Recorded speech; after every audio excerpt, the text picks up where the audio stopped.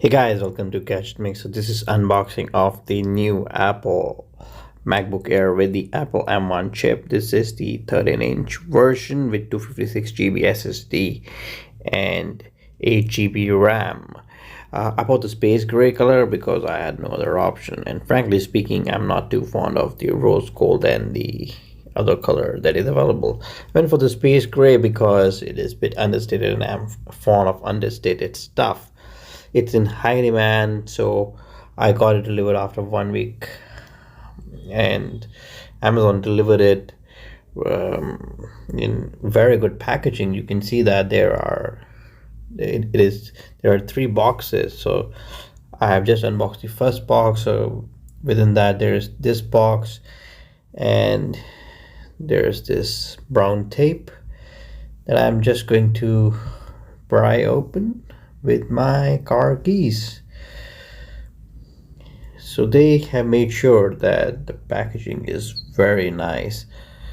The Apple M1 chip is a giant leap in CPU, GPU, and machine learning performance. And Apple claims that I'll be able to get around 18 hours of battery life. Well, if you ask me, if I get around 10 hours of battery life, I'll be super happy. And its 8-core CPU delivers 3.5 times more performance that will help you tackle projects faster than ever. And this applies to those that are tuned for the Apple M1 chip. And this 8-core CPU, octa-core CPU, is backed by I think 7-core GPU as well, and pair that with machine learning tasks with 16-core neural engine and silent design. Yeah, this is the first MacBook Air with no fans whatsoever, and that's what I love. I love machines with no fans, and I have a Sony Vaio P.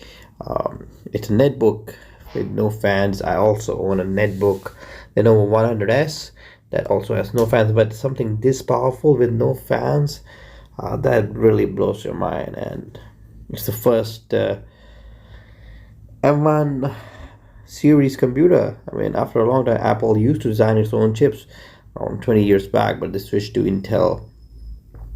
And this is the first one after a long time. It comes with 13.3-inch Retina display.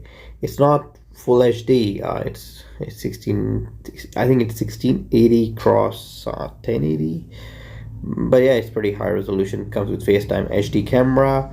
The camera is alright, not so good. In the box you get USB-C cable. Interestingly, yeah, it's a USB-C cable with thankfully a power adapter for now, and you can easily,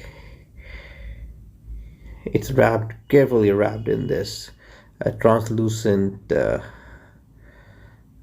plastic. It looks absolutely stunning, even though I wanted it to look a bit understated.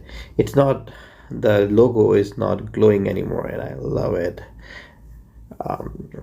You also get two stickers, and they are present in that envelope that you see above the cable.